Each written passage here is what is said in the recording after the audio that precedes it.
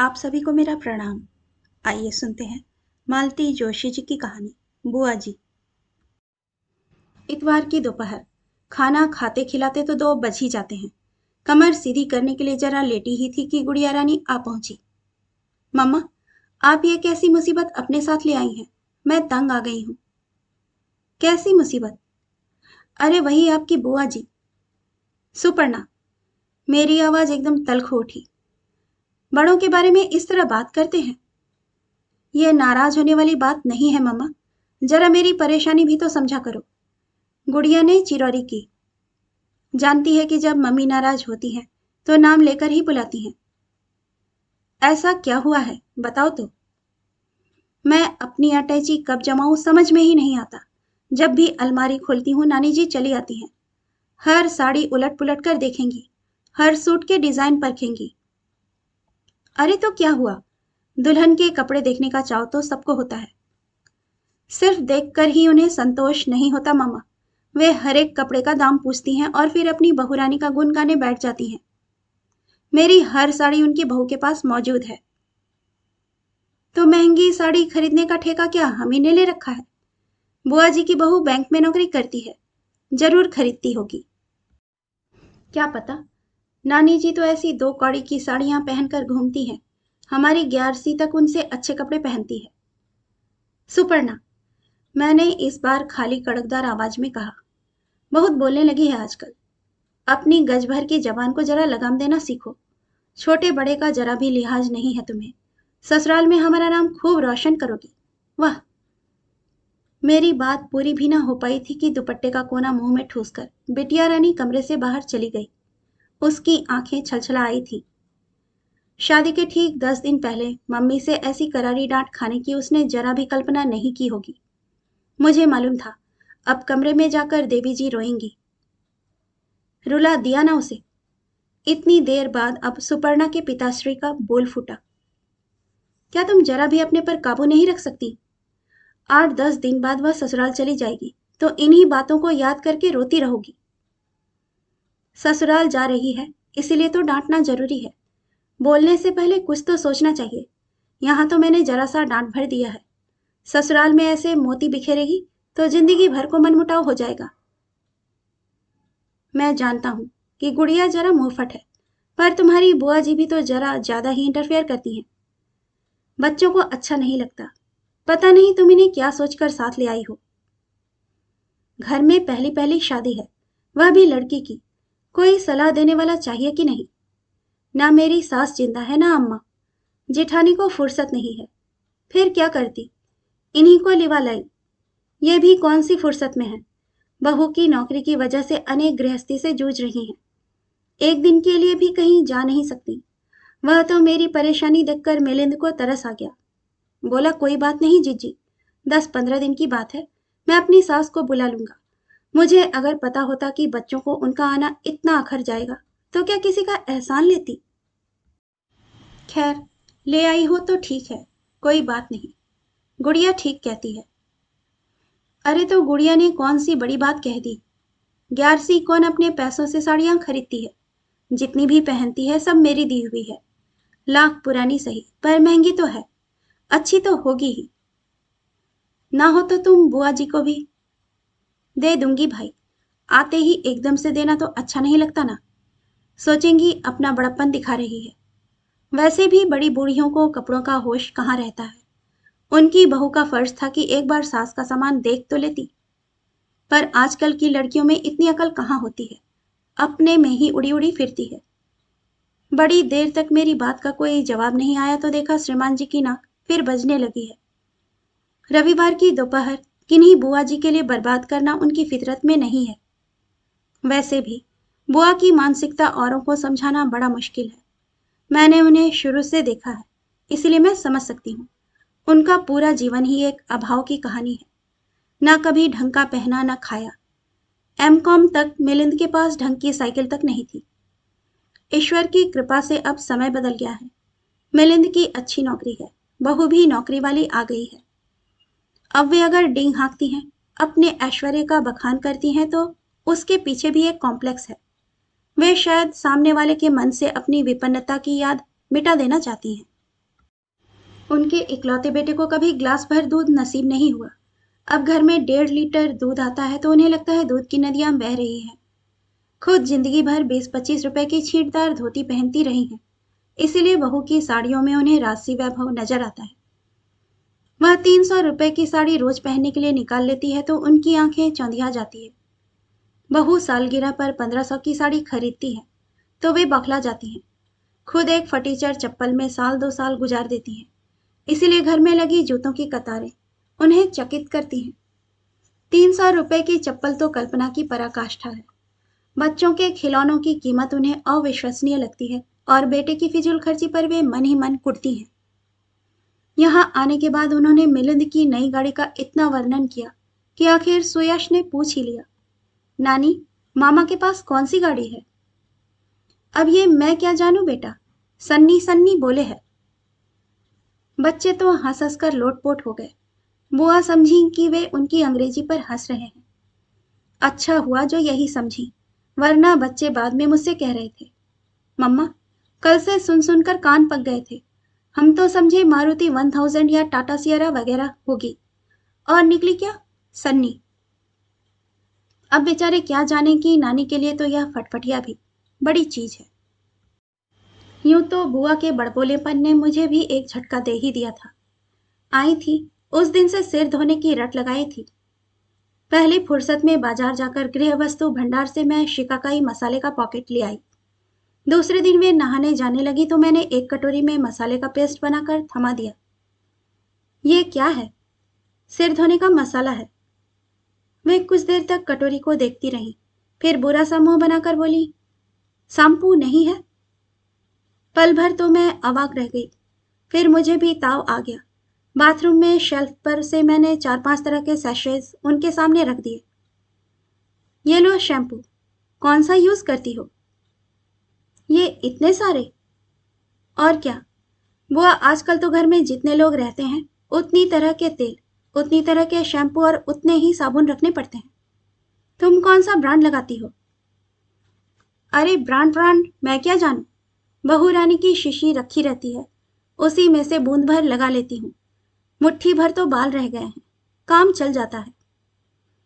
फिर शिकाकाई की कटोरी उठाकर बोली, ला, आज यही लगा लेते हैं, तुमने इतने जतन से बनाया है। दोपहर में देखा, बुआ आंगन में बैठकर अपने बाल सुलझा रही हैं, अपनी गंगा जमुनी लटों को बार बार हाथ में लेकर सूंघ रही हैं।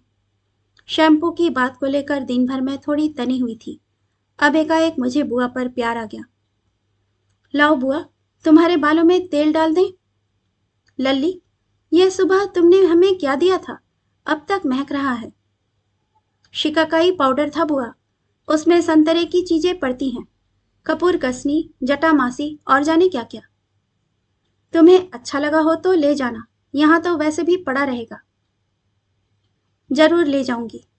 अरे, चुटकी भर शैम्पू ले लेती हूँ तो रानी जी चोरी लगाती हैं, कहती है बाल सफेद हो गए हैं पर शौक नहीं गया। अब बताओ, बाल सफेद हो गए तो क्या धुलेंगे नहीं?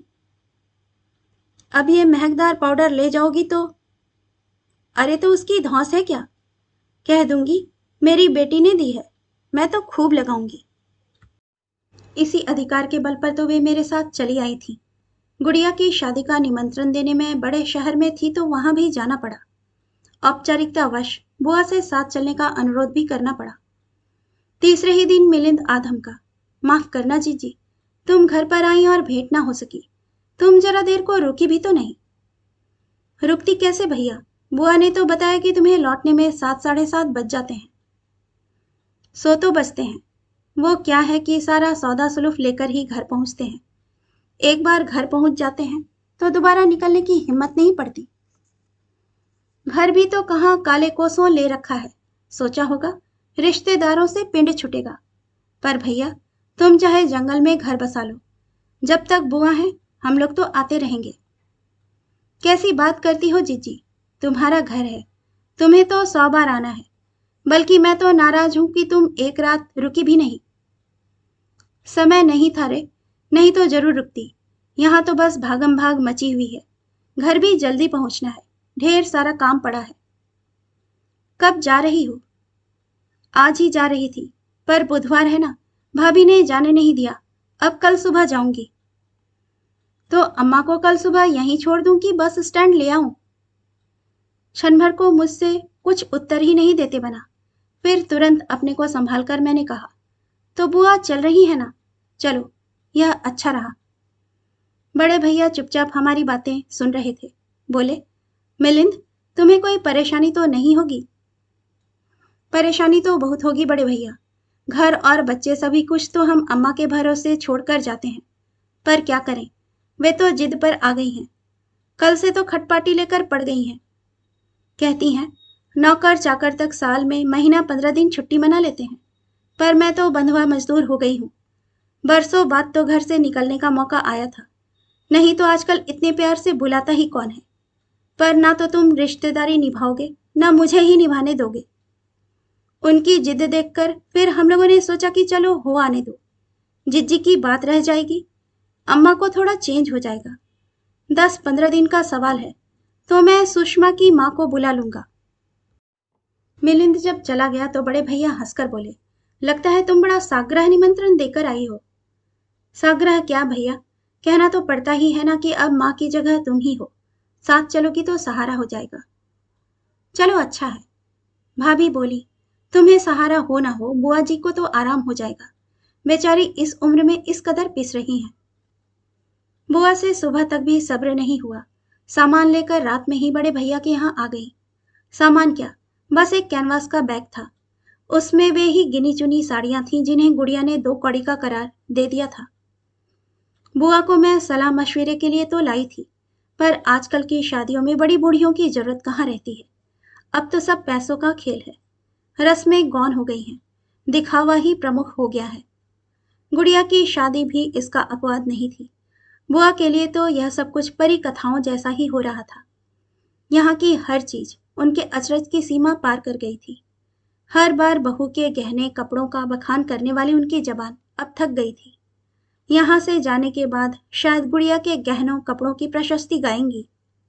आने वाली हर शादी में मेरे घर की आय व्यय का ब्यौरा देंगी। बार बार कहेंगी, बिल्कुल सनीमा की सी शादी हुई थी सुपर्णा की। शादी के 2 दिन पहले बड़े भैया सपरिवार आ गए थे। घर में एकदम रौनक हो गई थी। बुआ तो एकदम खुश थी। बहुत दिनों बाद कहने सुनने के लिए अपना मिला था। मेरे ससुराल वालों ने उन्हें कोई खास लिफ्ट नहीं दी थी। खाना खाने के बाद बैठक जमते ही बुआ ने पूछा, मिलिंद से मुलाकात हुई थी?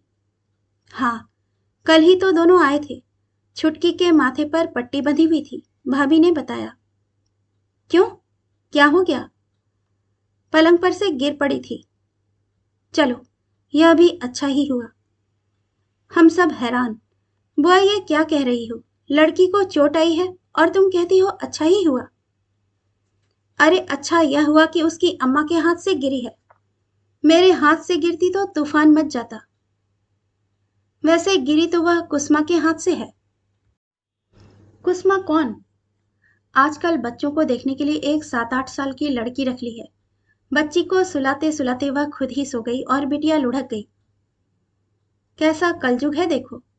हमारे लाने तो कभी दर्द नहीं जागा, अपनी अम्मा के लिए झट से नौकरानी लगा ली। अरे हम भी हाड़ मांस के बने हैं, तुम्हारी मैयों से 4-5 साल बड़े ही हैं। बुआ, मैंने मिलिंद से कह दिया है कि अब इस लड़की को ना ही हटाओगे। बुआ बहुत थक चली हैं, 2-2 बच्चे संभालना उनके बस का नहीं है। बड़े भैया बोले, तुमने तो अपनी ओर से कह दिया बेटा, पर वह महारानी सुनेंगी तब ना। अरे वह तो कल ही भुनभुना रही थी, भाभी ने बताया। ये शायद फोन लेने बाहर चले गए थे। मैं चाय लेकर कमरे में आई तो सुषमा मिलिंद से कह रही थी कि हमारे पर्सनल मामलों में लोग क्यों दखल देते हैं। अच्छा, तो अब हम लोग हो गए हैं? मेरे सामने कहती तो मैं बताता। अरे तुम्हारे सामने बोलने की हिम्मत नहीं है उसमें। अच्छा, अब यह तो बताओ कि लाट साहब कब आ रहे हैं? तुम्हारे साथ ही आ जाते। वह नहीं आएगा बुआ, छुट्टी नहीं है। छुट्टी कैसे मिलेगी? यह कोई उनके ससुराल की शादी थोड़े ही है। वहां तो दरी बिछाने से लेकर पानी भरने तक का सारा जिम्मा उठाना पड़ता है। बहन के यहाँ आते लाज लगती है। गुड़िया के लिए यह लिफाफा भेजा है, यही देने के लिए आया था। लिफाफा? बस? बुआ ने लिफाफा हाथ में लिया और उनके आंसू छलछला आए। देखते देखते उनकी हिचकी बंध गई। इस लड़के ने तो मुझे कहीं मुंह दिखाने लायक नहीं रखा। मामा होकर भांजी के लिए 100 रुपट्टी भेजे हैं और बहन के लिए तो कुछ भेजने की याद ही नहीं है। जमाई तो मेरा राजा है, उन्हें किसी की आस नहीं है, पर बहन बेटी को एक साड़ी तो उड़ाता। बीबी को तो हजार हजार की पहनाता है, बहन के लिए 500 भी ना निकले। हम लोग सब परेशान हो उठे, खासकर मुझे तो बहुत ही संकोच हो आया। लाख कहा कि बुआ, मुझे तो सिर्फ तुम्हारे आशीर्वाद की जरूरत है। साड़ियां तो मेरे पास बहुत हैं, पर उनकी रुलाई थमने का नाम ही नहीं ले रही थी। बड़े भैया ने भी समझाया कि बुआ, तुम हमसे अलग थोड़े ही हो, तुम भी तो हमारे खानदान की हो। मैं जो सामान लाया हूँ सब तुम्हारा ही तो है। उनका हिलक हिलक कर रोना बदस्तूर जारी रहा, और जब वह चुप हुई तो ऐसी हुई कि एकदम गुमसुम हो गई। हर मौके पर उनके मुंह से फूटने वाले गीत मौन हो गए। मेरी देवरानी जिठानियों से चलने वाली हंसी ठिठोली बंद हो गई। दिन में 10 बार हलवाई को दिए जाने वाले निर्देश चुप गए। न गुड़िया की बार बार नजर उतारी गई, न उसे उपदेश पिलाए गए। शादी की रौनक से जैसे उन्होंने खुद को काट कर अलग कर लिया। उनके सारे उल्लास और उत्साह पर उनके नालायक बेटे ने पानी फेर दिया था। बुआ की खामोशी से और किसी को तो कोई फर्क नहीं पड़ा होगा, पर मुझे उनके प्रशस्ति गान की इतनी आदत हो गई थी कि उसके बिना सब कुछ फीका फीका सा लगने लगा। रिसेप्शन के दिन मैंने अपनी क्रीम कलर की चंदेरी उन्हें पहनाई थी। मुझे लगा था कि वे कहेंगी, और इतनी महंगी साड़ी क्यों दे रही हो, पर उन्होंने कुछ नहीं कहा, चुपचाप पहन ली। विदा के समय मैंने बेटी दामाद के लिए उन्हें रुपए पकड़ाए थे। उन्होंने झूठ मूठ को भी मना नहीं किया, खोलकर देखा भी नहीं कि कितने हैं। दिन भर बिटिया के रंग रूप की तारीफ करते नहीं अगाती थी। जयमाल वाले दिन तो गुड़िया एकदम राजकुमारी लग रही थी, पर बुआ ने प्रशंसा में एक शब्द नहीं कहा।